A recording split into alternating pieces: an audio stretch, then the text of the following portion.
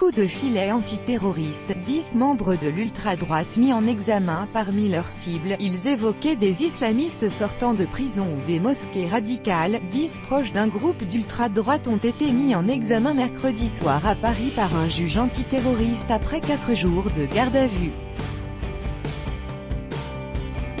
Âgés de 32 à 69 ans, les suspects, 9 hommes et une femme, avaient été interpellés dans toute la France dans la nuit de samedi à dimanche, soupçonnés d'appartenir à un groupuscule dont les autorités craignaient un passage à l'acte violent, au contour encore imprécis, selon le parquet de Paris. Tous ont été mis en examen pour association de malfaiteurs terroristes criminels, certains étant également mis en cause pour des infractions sur les armes et pour la fabrication et la détention d'engins explosifs en relation avec une entreprise terroriste, a appris l'AFP jeudi de sources judiciaires. 4 d'entre eux ont été placés en détention provisoire et 2 autres ont été incarcérés dans l'attente d'un débat devant le juge des libertés et de la détention. Le ministère public avait requis 9 mandats de dépôt. 36 armes à feu et des milliers de munitions ont été retrouvées lors de perquisitions chez des suspects, y compris des éléments entrant dans la fabrication d'explosifs de type TATP, avait précisé le parquet mercredi dans un communiqué, nommé « Action des forces opérationnelles AFO ». Le mouvement de l'ultra-droite mis en cause proclame son ambition de lutter contre le péril islamiste, notamment sur le site « Guerre de France ». Il était depuis 2 mois dans le viseur de la justice car il essayait de recruter de nouveaux membres et d'étendre son maillage territorial, avait expliqué mercredi le parquet. Le procureur avait donc décidé, le 13 avril, d'ouvrir une enquête pour association de malfaiteurs terroristes criminels. Les policiers de la Direction générale de la sécurité intérieure, DGSI, ont rapidement identifié un programme de formation au combat et des stages de survivalisme ainsi que des réunions pour définir des objectifs et des actions à mettre en œuvre pour les atteindre, selon le ministère public. Ils avaient surtout établi que des membres cherchaient à se procurer des armes, et que certains avaient testé des explosifs et des grenades de confection artisanale. Une réunion conspirative s'était tenue en avril en Bourgogne, avec entraînement au maniement des armes, et des débuts de repérage ont été détectés, a ajouté une source proche du dossier.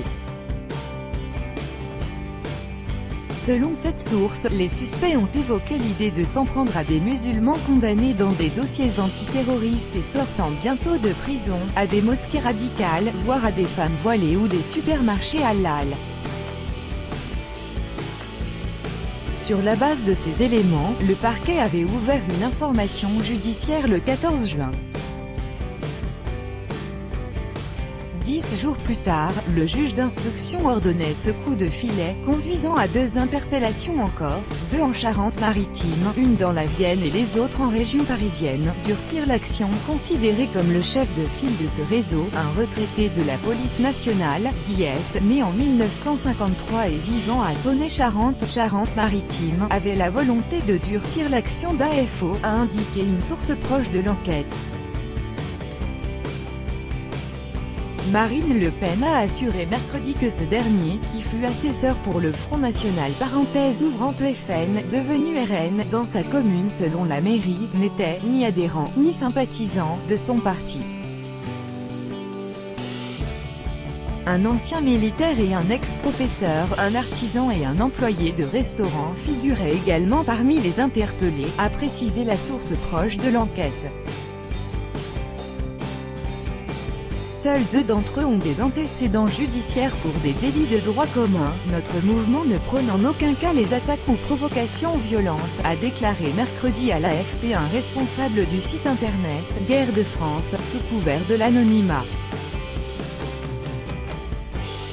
Après les arrestations, des responsables religieux et associatifs musulmans ont exprimé lundi leur profonde préoccupation. Si le nombre d'actes anti-musulmans enregistrés a diminué en 2017 par rapport à 2016, les actions violentes sont en hausse.